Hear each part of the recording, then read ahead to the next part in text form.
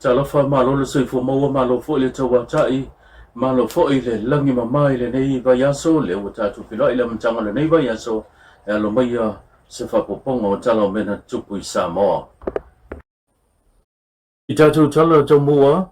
ile mai ayo na faita wina lo ia ma fa alawi lo mai le fa unga fa nga palo tali tu malo sa fata numero lua o le o manino mai ai le toi fili ai o le fionga tu ya pa le toa sui le vang fa tu le tu samo utasi o le o fai loa e le te ta e le tu ngai le fionga tu le pa sai le malia le ngoi na mafua o na manu malo mai pe na manuia le fa mo tu ya ona le tufa ngā tupe o le se fulu miliona moli tu malo safata o le na fa matu moli tu malo I le vai yaso a o lumana I ai le vai yaso e pio na fa atino ai le fai ngā palota o fai loa tu le epa o sila tu to ala bang fa fai le hita pipi I lona la tau lo ina lea o lea fai unga po le tu langa I luma le fa amsnonga e le ha mia tonu le tu langa na fa atino le fa matu o le se leni mo sa fatalua a o lumana I ai le fai ngā palota sa wili linga le nei o nei tala a fai e a fai se lau li masfulu a ko se fulu lo ko ai o lo ko lua makamaki se fulu o lo nga su ka si a fe e ma kwale ai se avango sko ingale ngatu e kwale ai se avango ma kwa maki la kila le soli kula fongo ora nga winga a vel ko ingale ora mo ko fengo fiel vai nga alfa msingo e wala na te mau afa ale fe mak ngo fongo fo po le ale mak ka o pula fa ia pe u inga mako kirkiro fo ia awa ele le fa msingo nga le nga ese ko rupe sa le mfai ngafai se mako kurang masang wa kakala mai lo alfa msinonga wa fo e kai me fa penga e fa ngo le French le court o war le fa msinonga e se ilinga me me ko kai ngala le mako sawai ala la mako fo mako peko fo la o mako lu inga le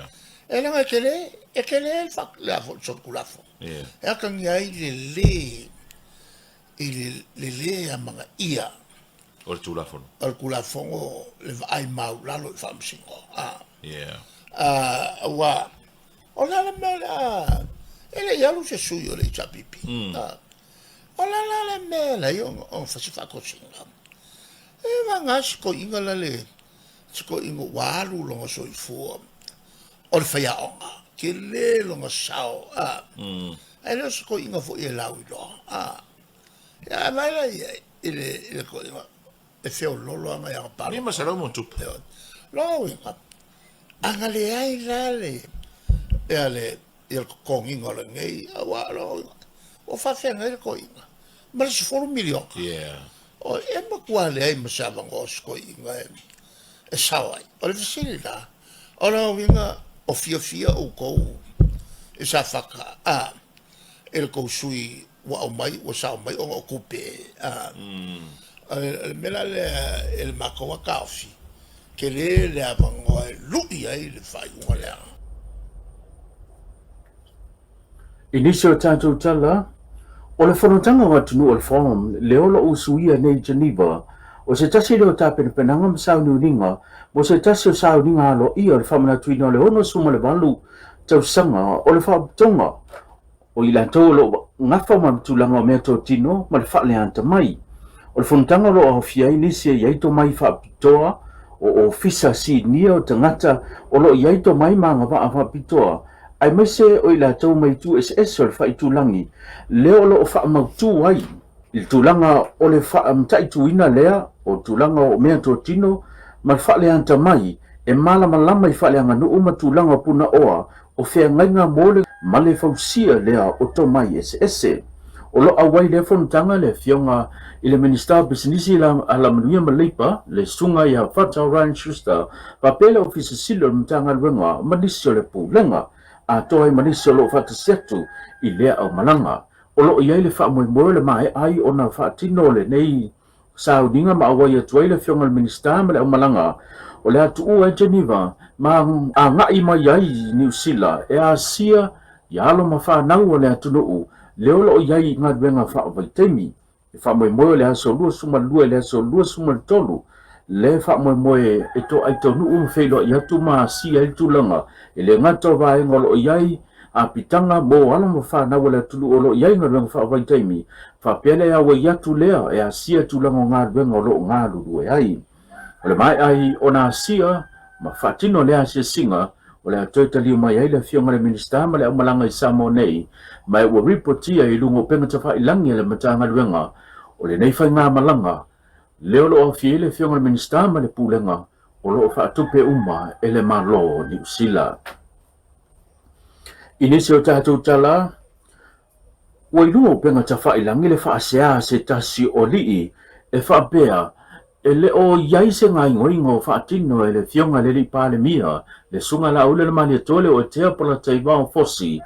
a ngai le fa atita inga me tau fa anikilia le malo saina leo lo fa tuteia ma fa tutu me le vasa pasa pika o se wililinga le nei o le nei tala le van tau sau no male pale mia a Samoa e fa pe mai o le la fai feta te inga o penga malo losia saina i nei le Pasifika o le mele fai tuli loa o le mena lo tau talai o le tuli loa o le mele tatu pale mia le fai le malanga o New Zealand malanga i New Zealand e fa feta to wa afianga o Samoa i fata ita inga saina le na fai e o le pale mia o New Zealand le fo ite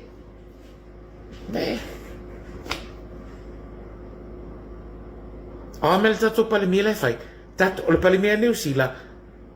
la wo fai na press la wo po vala au le media e o atu la tu te tala no ala mea tato pale mia le mo fai fata itai o penga manolo se saina le test mai nei le Pasifika in the South Pacific o fela ai o le fa alia e le finangalo le tau le ai lunga api o folinga po le penga ta fa ilangi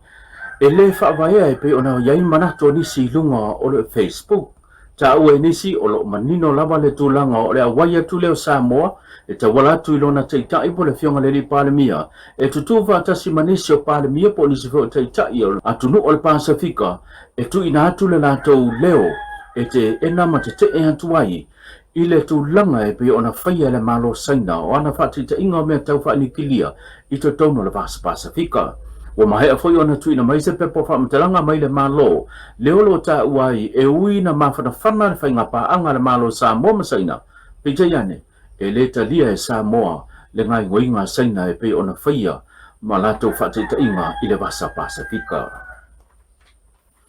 inisio tātou tala e silia le valu wafe leo whaio le mamalo le atulu o le afa mnia ina i se tasio wha mnianga e pe ona iai se leni o le afa matu mai e le fa tonga te nga tupe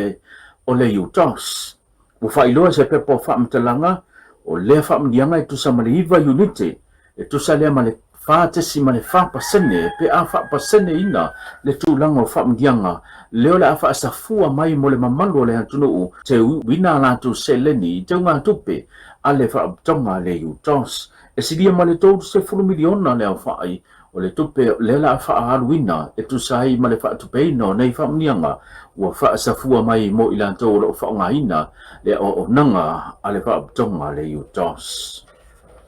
male tato tala muri o se temi le o toi mamao ona fa iloa lea o le tulanga o la fa ta oto yai le aso e fa tino ele fa nga panota le tumalo fa le lili numero tasi fa pe le tumalo vai manga numero tolu o se fina ngalo leo le fionga le komsino fa nga panota le fionga tole for John Stanley e pe ona ia sao no ai i se fa tala no anga ino vesilingi o ia ilona fina ngalo ilungo o le telefoni mai ata uai o le temi lava e polo ina ai ma fa ilo antu ai fo i le pokalame po le fina ngalo le fong vetalai o na mata leo ona fa tino fo i ia tapena penanga ma sao no ninga ale ofisa komisio fa nga palota e pe ona silafia o le tumalo vai manga lava ia o le whaatolu ai leo nā ngā i le tumalo e whaatino le lanto whainga pālota. Sa ia vanga nā ai ia le tumalo whale a lili numeratasi o le whaalua i la leo o na whaatino le whainga pālota le tumalo whale a lili numeratasi. Na mafuru langa lea ina ua wha solo ia le whaamisnonga ia tofinga po na foa o ia i tumalo e pe o na pale mai eile whionga te lupe po le mnuku on semo pa pe foi i le whionga lautumu ia welese a foa va ai. Tau runga tātou tala pe o na tātou whila i la mtanga le nei vai aso whiloa i la sa tai mo seisi whapoponga wha sui fua ia.